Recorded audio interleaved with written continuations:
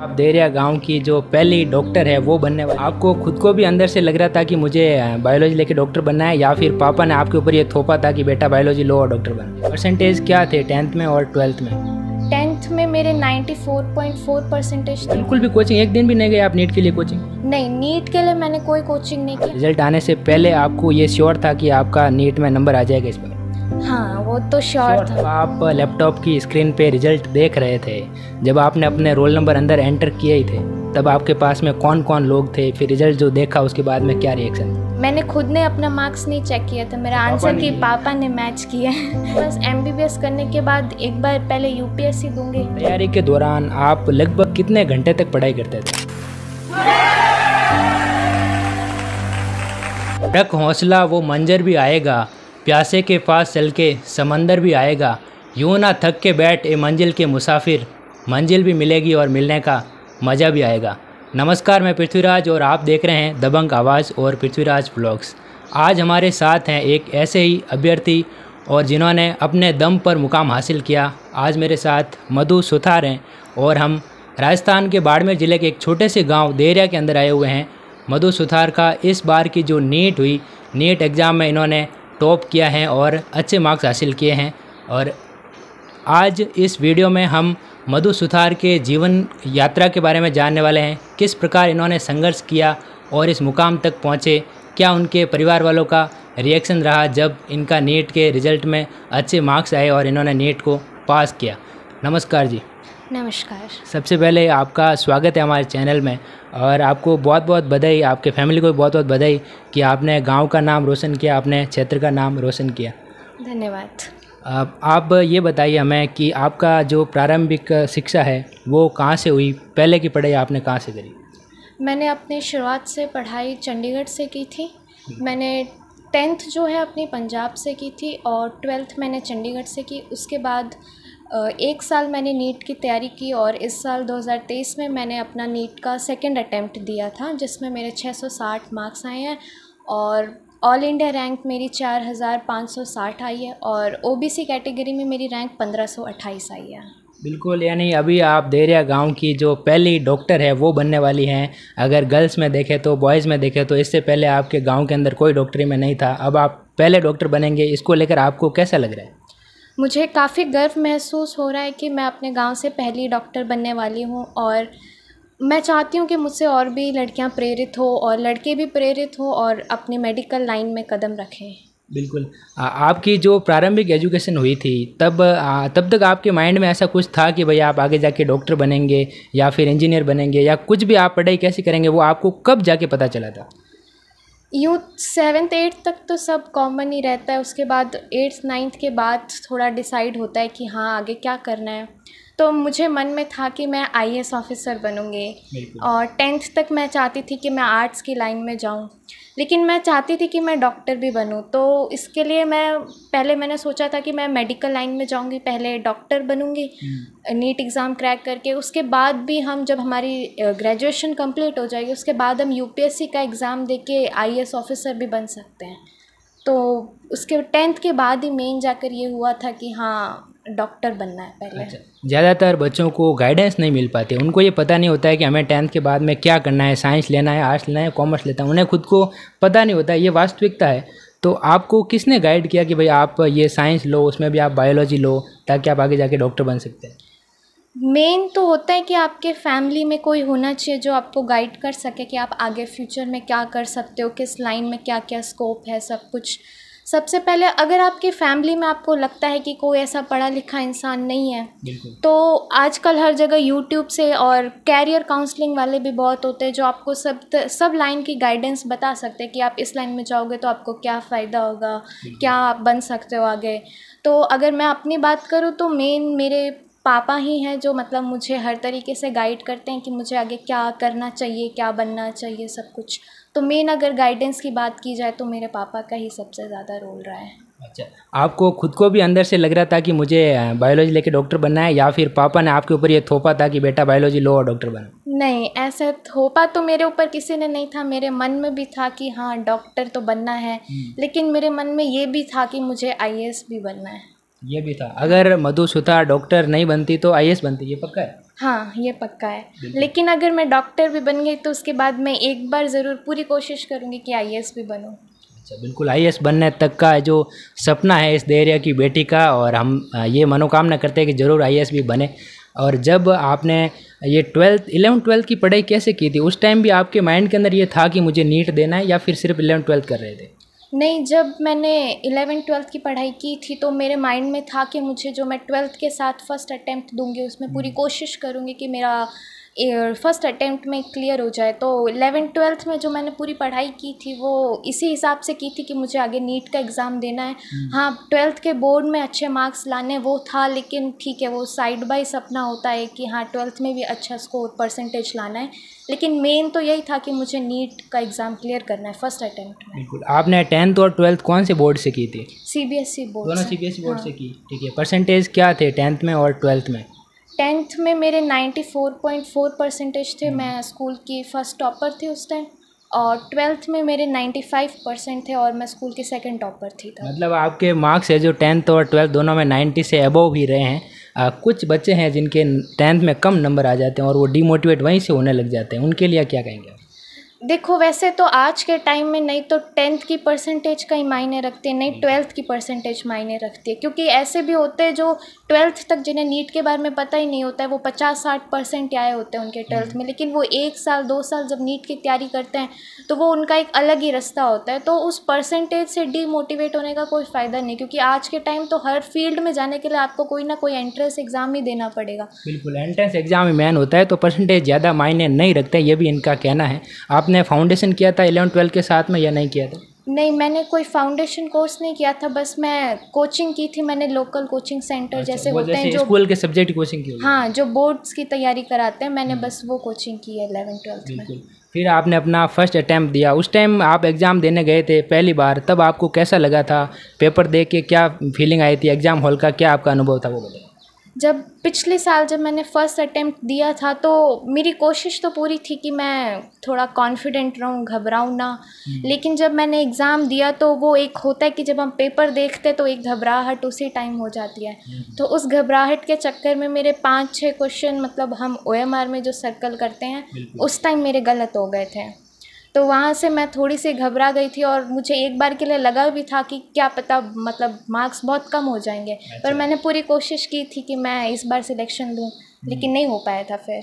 अच्छा, फिर उस टाइम आपका सिलेक्शन नहीं हुआ, और उसके बाद में आपने 1 साल तक इसकी तैयारी की नेट की प्रॉपर, वो आप तैयारी कैसे करते थे वो बताएं?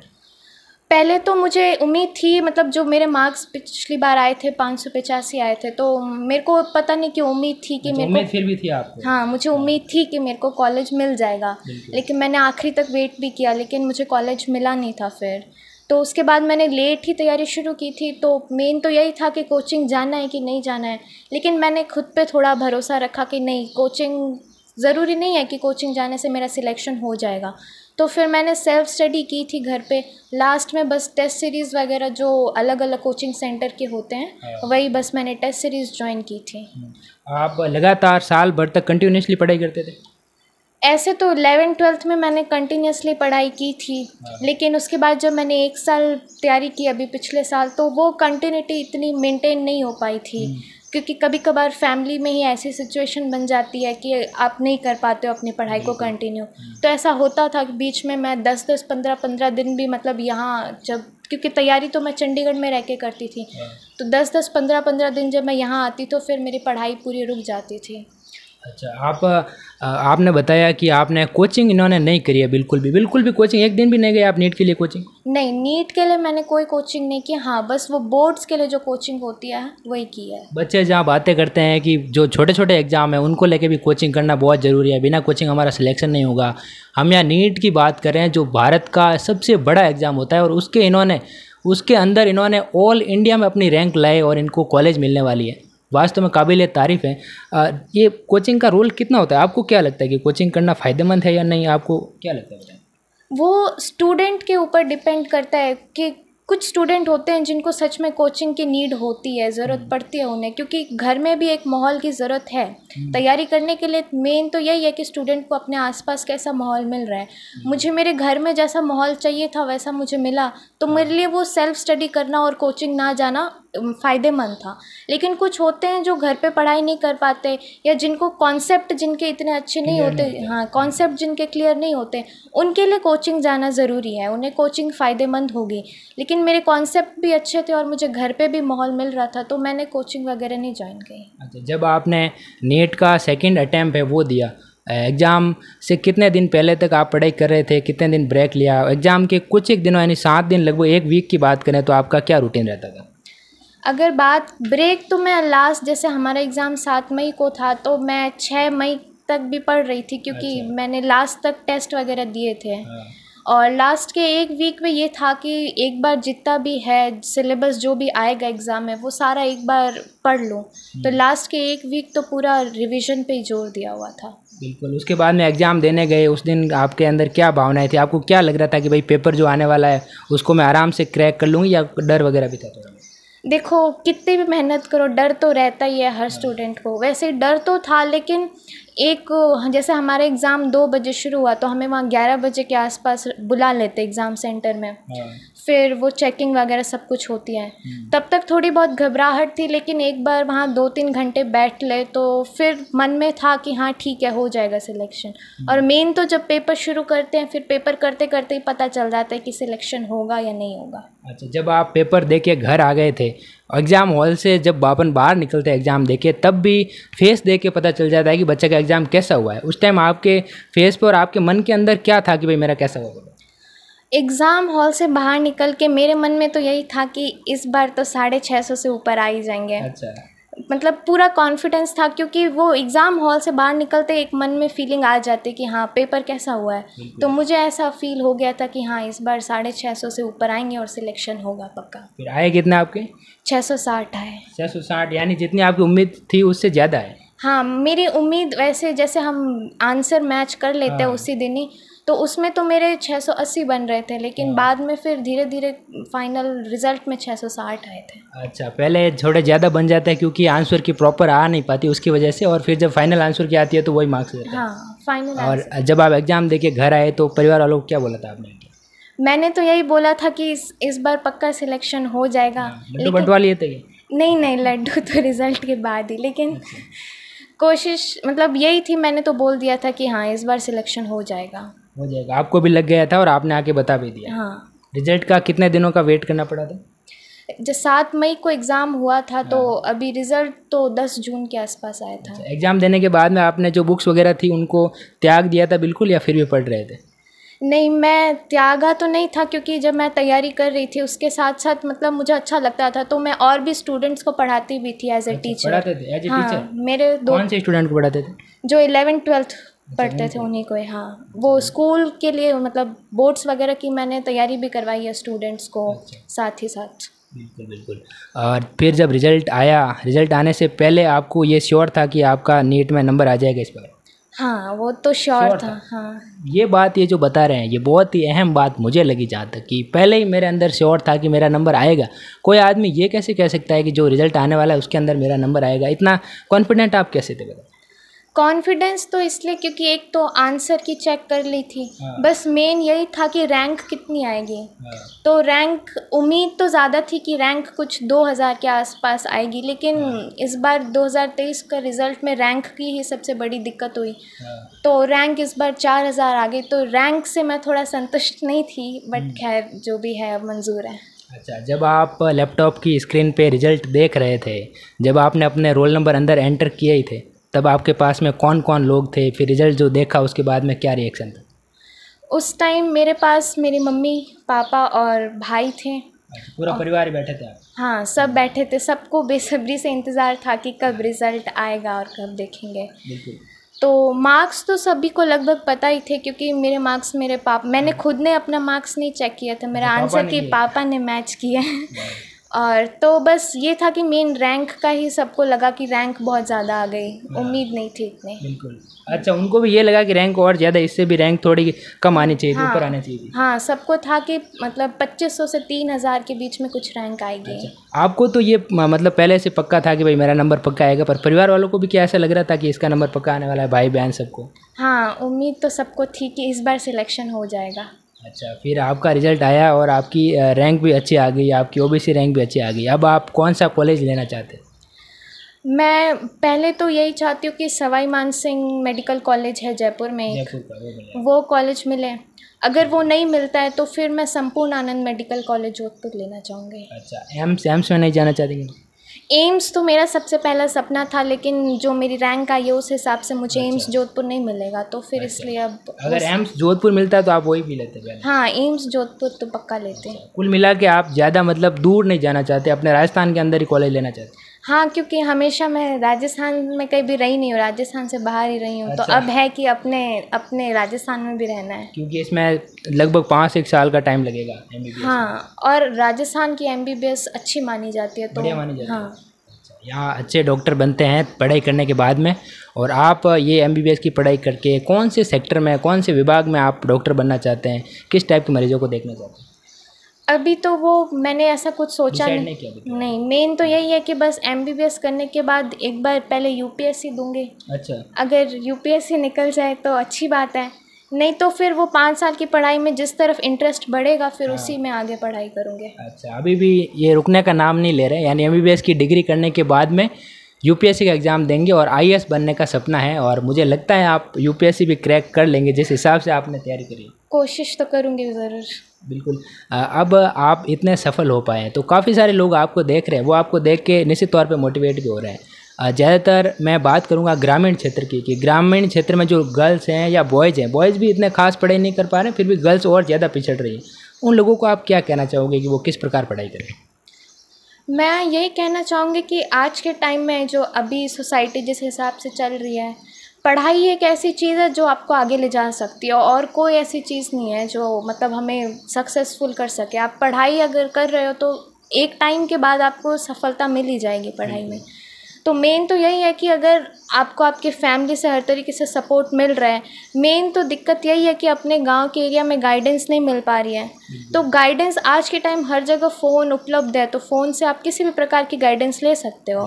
मेन तो है कि आपके मन में कितना है कि आप आगे पढ़ना चाहते हो और कुछ बनना चाहते हैं। बिल्कुल, आप यूट्यूब ओपन करिए, उसमें आप टाइप करिए कि भाई डॉक्टर कैसे बने, तो आपको काफ़ी सारे वीडियोस मिल जाते हैं। हाँ, बहुत सारे वीडियो आज के टाइम हर जगह से आपको अच्छी, वो भी ये है कि अच्छी गाइडेंस, ऐसी फर्जी कुछ नहीं है, सब अच्छी गाइडेंस मिल रही है। प्रॉपर गाइडेंस मिल रही है तो आप ज़रूर लें, पढ़ें।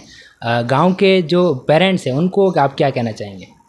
पेरेंट्स से तो मैं यही कहना चाहूँगी कि अपनी बेटियों को भी, बेटों को तो अगर आप पढ़ा रहे हैं तो बहुत अच्छी बात है, लेकिन अपने बेटियों को भी पढ़ाएं आगे, क्योंकि आगे फ्यूचर में पढ़ाई एक ऐसी चीज़ है जिससे आपकी बेटी कहीं किसी जगह पे जाके एक स्टैंड ले सकती है, खड़ी हो सकती है। अगर पढ़ी लिखी है तो वो कुछ अपनी आवाज़ भी रख सकती है, अगर पढ़ी लिखी नहीं है तो उसको कोई नहीं सुनने वाला है, फिर ससुराल में भी ज़्यादा उसको इज्जत नहीं मिलने वाली। हाँ, यही बात है। बिल्कुल। एक आप ये बताएं कि जो अपन नीट की तैयारी आपने करी, उसके अंदर ये टेस्ट सीरीज़ का कितना रोल रहता है? टेस्ट सीरीज़ ही मेन होती है, क्योंकि जब मैंने पिछली बार अटेम्प्ट दिया था तो मैंने गिन के 5 टेस्ट भी नहीं दिए होंगे। और मुझे लगता है कि अगर मैंने टेस्ट दिए होते तो मेरा फर्स्ट अटेम्प्ट में सिलेक्शन हो जाता। तो टेस्ट सीरीज़ का तो बहुत रोल होता है, क्योंकि वही हमें टेस्ट सीरीज़ ही एक ऐसी चीज़ है जो बता सकते हैं कि हम कहाँ स्टैंड कर रहे हैं, हमें कितना आता है, हमारी क्या कमियाँ हैं अभी, तो वो हम टेस्ट सीरीज़ से ही पता कर सकते हैं। टेस्ट ज़रूर स्टूडेंट को देने चाहिए। हाँ, टेस्ट तो बहुत ज़रूरी है। अब आप डॉक्टर जब बनेंगे तो पहले तो आप बता रहे कि आप आईएएस बनना चाहते हैं, तो आईएएस भी बनना भी देश की सेवा हो गया, डॉक्टर बनना भी देश की सेवा हो गया। डॉक्टर बनने के बाद आप सोसाइटी के लिए, समाज के लिए क्या करेंगे, ये बताएं। कोशिश तो यही है कि मतलब मैं अच्छी डॉक्टर बनूं पहले तो, क्योंकि सिर्फ एमबीबीएस की डिग्री लेना ही मायने नहीं रखती, उसके बाद भी आप जब डिग्री ले रहे हो तो अच्छे डॉक्टर बनो, अपनी सेवा हर जगह। और मैं चाहूँगी कि अपने गांव में भी मैं लोगों को सेवा दूँ। अच्छा, जब आप डॉक्टर बन जाएंगे, मान लो आप एम्स के अंदर ड्यूटी कर रहे हैं, तो ये जो छोटा सा गांव है आपका, इसके अंदर से कोई डॉक्टर नहीं है, यहाँ के लोगों को भी आप सेवाएं देंगे? हाँ, कोशिश पूरी है मेरी कि मैं अपने गांव के लोगों को सबसे पहले सेवा दूँ। सबसे पहले सेवा देंगे। तो कोई रूरल इलाके से जब भी कोई व्यक्ति आपके पास आएगा, कोई पेशेंट आएगा, तो उनके लिए आपके पास उनके लिए कोई अलग फीलिंग होगी, अलग रेस्पेक्ट होगी, या फिर सिमिलर देखेंगे? नहीं, ऐसा तो है कि अब अपने गांव का इंसान है तो फीलिंग तो अलग होगी कि हाँ, अपने गांव का है, अपने परिवार का है, तो फीलिंग तो अलग होगी, लेकिन सेवा तो सबके लिए सामान्य ही है। एक हमने ये भी देखा है कि जो सिटी के डॉक्टर है, वो जो मारवाड़ी बोलते हैं, राजस्थानी बोलते हैं जो लोग, उनको वो ज़्यादा तवज्जो ही नहीं देते, ज़्यादा बात भी नहीं करते। इसको लेकर आपका क्या कहना है? नहीं, ऐसा मुझे तो नहीं लगता, क्योंकि हम भी काफ़ी डॉक्टर वगैरह से मिले हैं, तो अगर पेशेंट मारवाड़ी है तो डॉक्टर भी पूरी कोशिश करता है कि वो मारवाड़ी में ही बात करें। साउथ का है तो वो कैसे बोलेगा फिर? नहीं, अब साउथ का है तो वो पूरी कोशिश, जैसे अब साउथ वगैरह में क्या होता है कि उन्हें कॉलेज में उधर की लैंग्वेज भी सिखाई जाती है थोड़ी बहुत।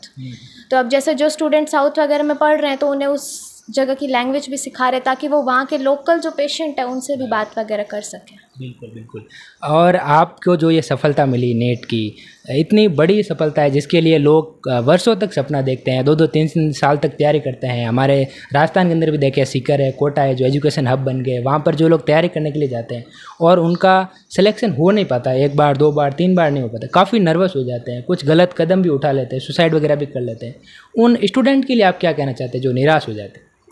मैं तो यही कहना चाहूँगी कि पहले तो पूरी मेहनत लगन से अगर आप तैयारी कर रहे हो तो आपका सिलेक्शन ज़रूर होगा। उसके बाद भी जैसे अगर आप 3-4 बार अटेम्प्ट दे चुके हो तो आप किसी और फील्ड में जाओ, क्योंकि शायद आपकी किस्मत में कुछ और अच्छा लिखा है, क्योंकि सिर्फ MBBS ही सब कुछ नहीं है, उसके अलावा भी आज के टाइम बहुत अच्छी अच्छी डिग्री मिल रही है।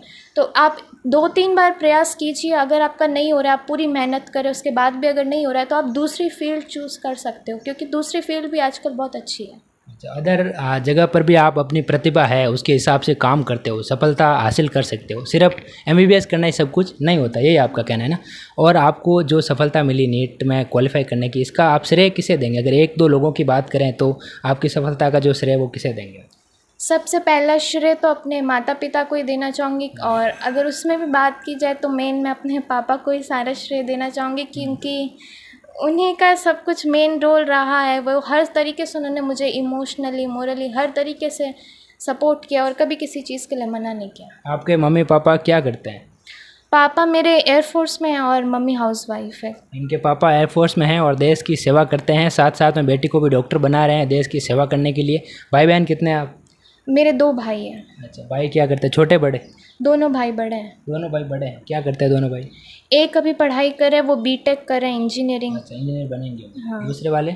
उनकी ग्रेजुएशन पूरी हो चुकी है, उन्होंने भी B.Tech की है। अच्छा, दोनों B.Tech में गए थे, लेकिन जो बहन थी उसने भाई MBBS करने की ठानी। क्यों? हाँ। अच्छा, एक बात है, आपके भाई B.Tech कर रहे हैं तो लोग आजकल B.Tech वालों को बहुत ज़्यादा रोस्ट कर रहे हैं कि B.Tech पानी पूरी वाली, MBA चाय वाला वगैरह बन रहे हैं ना, इसको लेके। तो आपका क्या मानना है इसको लेके? ऐसा तो कुछ नहीं है, अगर मतलब सिर्फ अपने मन में है कि आप आगे जाके अगर B.Tech भी कर रहे हो, आपकी कॉलेज में परफॉर्मेंस अच्छी होती है तो आगे प्लेसमेंट बहुत अच्छा मिलता है, लाखों करोड़ों में प्लेसमेंट होता है लोगों का। तो ऐसा तो नहीं है कि B.Tech सिर्फ पानी पूरी वाली बनेगी। अच्छा, मतलब अच्छा प्लेसमेंट, अगर आपने पढ़ाई अच्छी करी है तो अच्छा प्लेसमेंट भी मिल सकता है। हाँ, पढ़ाई अच्छी की है तो आगे प्लेसमेंट अच्छा मिल सकता है। बाकी ये पानी पूरी वाले ये सब इनका स्टार्टअप है, वो करना चाहते हैं, उनकी मर्जी है। तैयारी के दौरान आप लगभग कितने घंटे तक पढ़ाई करते थे?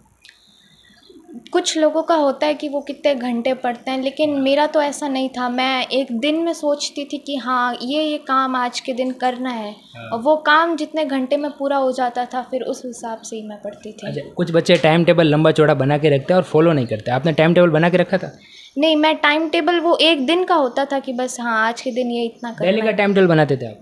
टाइम टेबल नहीं, बस वो रखती थी कि आज क्या क्या पढ़ना है। अच्छा, बस आपका रूटीन था कि भाई क्या क्या पढ़ना है।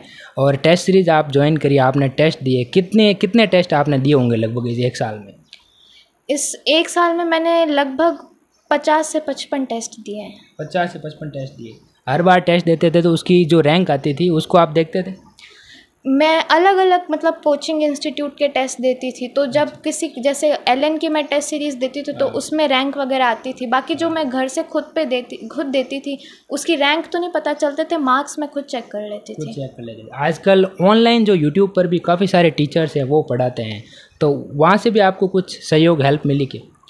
हाँ, ऑनलाइन आज के टाइम फ़ोन सभी के पास है, तो जो अगर कहीं कोचिंग वगैरह नहीं जा सकते तो ऑनलाइन से काफ़ी अच्छी हेल्प मिल सकती है। मैं भी ऑनलाइन जैसे कुछ कॉन्सेप्ट वगैरह मुझे पढ़ना होता था तो मैं ऑनलाइन यूट्यूब से फिज़िक्स वाला एक यूट्यूब चैनल है उससे पढ़ लेती थी। बहुत बहुत धन्यवाद। मेरे साथ ये मधु के माता जी है, मम्मी जी हैं, इनसे भी बात करते हैं कि क्या इनका रिएक्शन रहा, इनको अभी कैसा लग रहा है। राम राम सर। राम राम सा। जब आपकी बेटी डॉक्टर बनी तो पहले से आपको पता था कि इसका नंबर आ जाएगा या नहीं आएगा?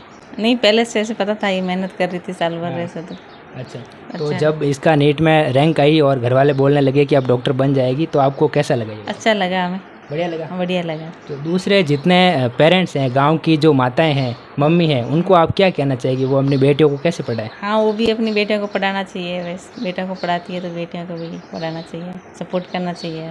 अच्छा, आपकी बेटी ये छोटी थी तब से मतलब आपके मन में ये था कि आप इसको आगे ले जाके गवर्नमेंट जॉब दिलाना चाहते हैं, या फिर ये जो ही गांव की बेटियां पढ़ती है वैसे ही पढ़ाना चाहते हैं? नहीं, ऐसे तो नहीं था, बाहर रह रहे थे तो वही था कि बस कुछ तो करवाएंगे। अच्छा, साथ वाले भी बोलते होंगे कि भाई बेटी को पढ़ाओ, कुछ बनवाओ वैसे? हाँ, वही। हाँ। और क्या कहना चाहते हैं आप जितने लोग देख रहे हैं उनको भी कुछ बोल दो कि भाई वो अपनी बेटियों को पढ़ाए और आगे बढ़ाए। वही है, बेटियों को पढ़ाए, आगे बढ़ाए। तो ये थे हमारे साथ मधु सुथार, जिन्होंने एक छोटे से गांव से होते हुए भी इनके परिवार का बहुत ज़्यादा सहयोग रहा और उसके बदौलत इन्होंने नीट में अच्छी खासी जो रैंक है वो लाए हैं, और अभी ये जोधपुर या जयपुर के कॉलेज से MBBS करना चाहते हैं और आगे जाके डॉक्टर बनेंगे और देश का, राज्य का नाम रोशन करेंगे और लोगों की सेवा करेंगे।